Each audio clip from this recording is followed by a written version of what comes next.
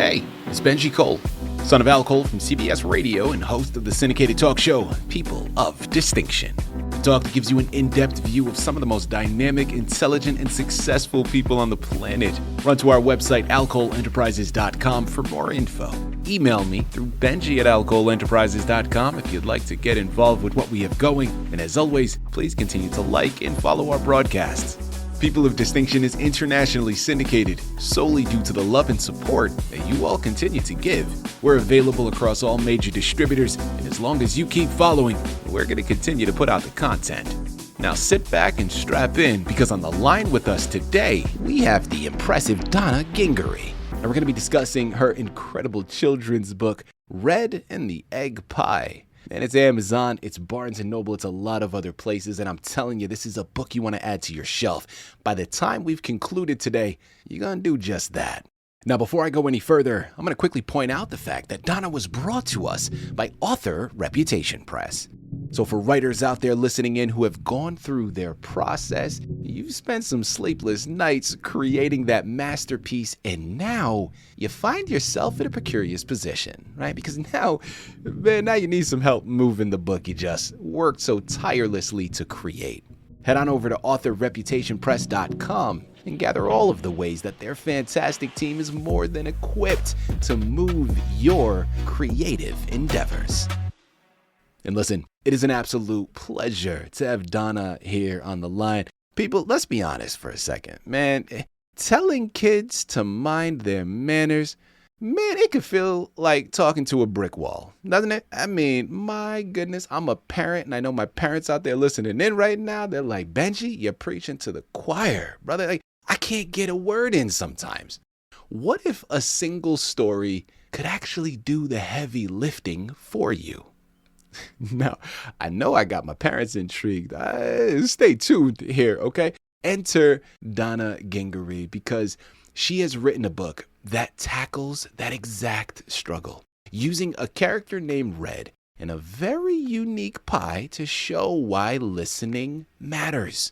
Now, we're going to go behind the scenes, and we're going to talk about how stories can teach empathy without ever feeling like a lecture. And that is so key because, again, man, I'm going to speak just from my experience, but I'm sure a lot of you can relate, man. Like I have a daughter that is approaching her teenager years. I have a son that is approaching his terrible twos. And when it comes to trying to get something through to them, you can't just say it to them, right? You got to make it a game. You got to try to find a fun angle with it so that they're learning, so that they're listening, but they don't feel like it's a lecture. Like they don't feel like they're just being spoken to.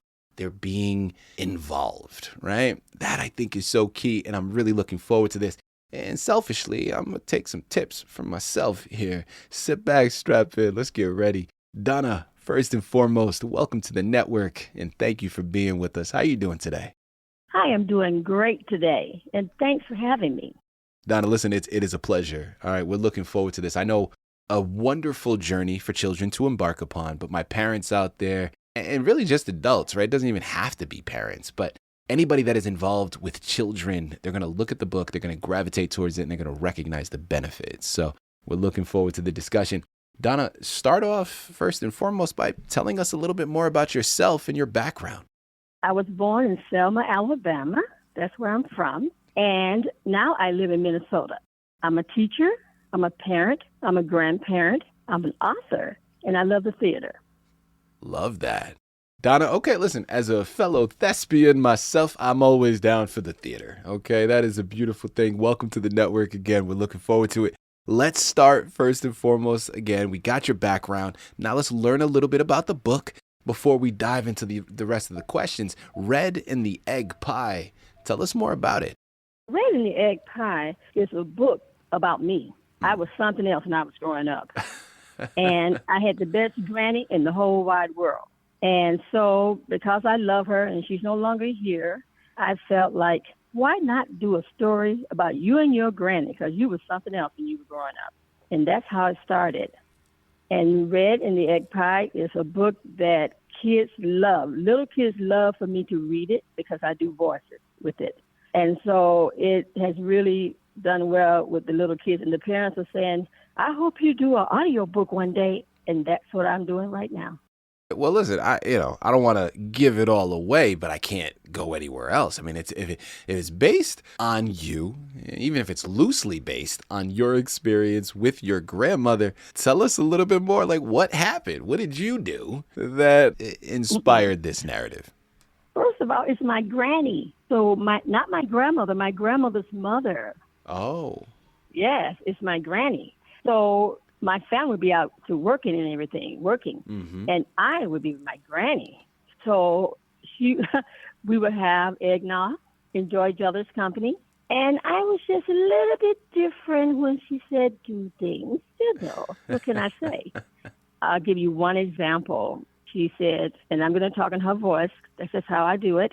Red, don't you go to people's houses begging. And I'll say, Granny, I don't beg. They just ask me if I want some. Well, then don't take any. That's an example. Donna, let's talk about what the children are learning here, right? So again, we're talking about learning manners, right? Minding your manners. I love the example that you've just given. So, I guess a multi-part question here. First and foremost, why is that even important? Now, that's a very basic one, and I know why it is. But tell our listening audience why you feel it is as an educator yourself. But then B, what's the method that you're using in the book to help teach this to the kids without it feeling like a lecture? It matters because our kids sometimes feels like we preach to them, and they get upset, and sometimes they tune us out. And the most important thing is learning how to listen and respect what you're hearing so that you will think, even if they're not around, it makes you think, should I be doing that or should I not be doing that? And so it's an everyday lesson for any kid.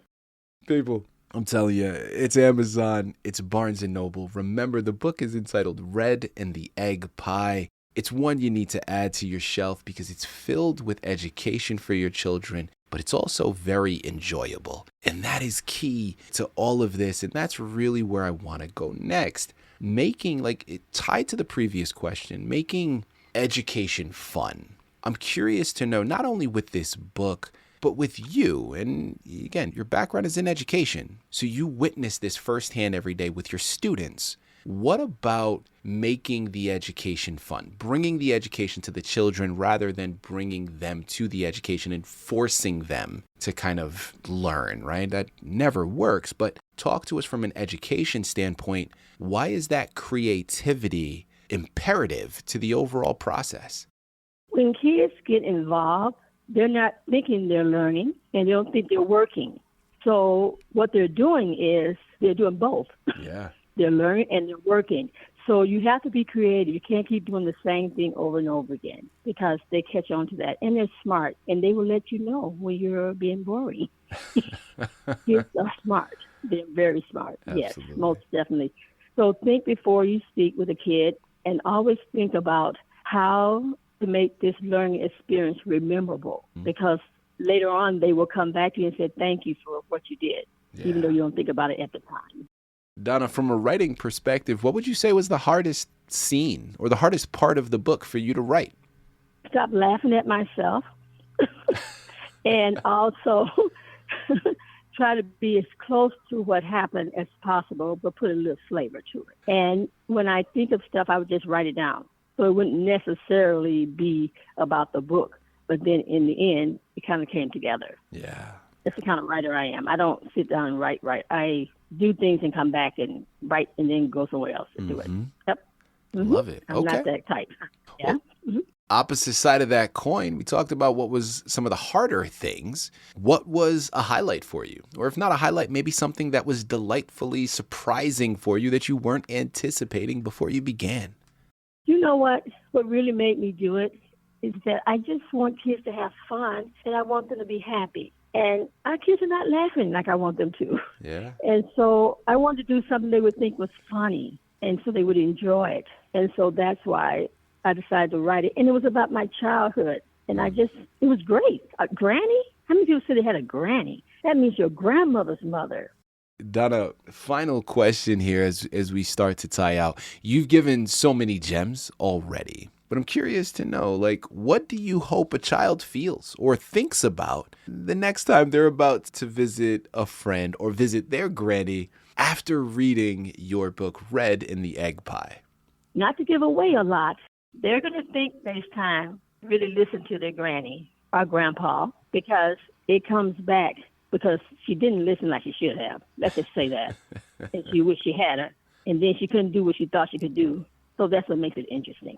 So kids are going to think twice before they do. And they're going to enjoy and want you to read the book over and over again. That's what I've been hearing. Yeah. Listen, I have no doubt, people, and the only way for you to experience it is by heading on over to Amazon and Barnes & Noble and purchasing your copies, okay? It's interesting, man, because we came here today to talk about a children's book, but at least in my opinion, we're leaving with so much more. A reminder that love often looks like gentle guidance, and that even in the not-so-good moments, there can be a lot of meaning found. And, again, as a parent, and my parents out there understand, like, we never get sick of talking about our kids. Like, this is something that was such a valuable lesson for me and a great reminder for me as I continue along this journey. And I know a lot of you out there are experiencing that same thing, right? Trying to make everything fun, trying to find that creative way to implement the education in every single thing that you're doing. And as much as we would like to just be able to come right out and say something directly and have our children listen, it doesn't work that way. And this book is a reminder of that. This discussion is a great tool to help implement a very strong foundation to really helping your kids learn and pick up the lessons that you're trying to teach to them, man. So head on over, purchase your copies today, embark upon that journey with them. Donna, this has been an absolute delight. I really do mean that. Such a fun conversation. Thank you once again for being a guest on People of Distinction. Thank you for having me.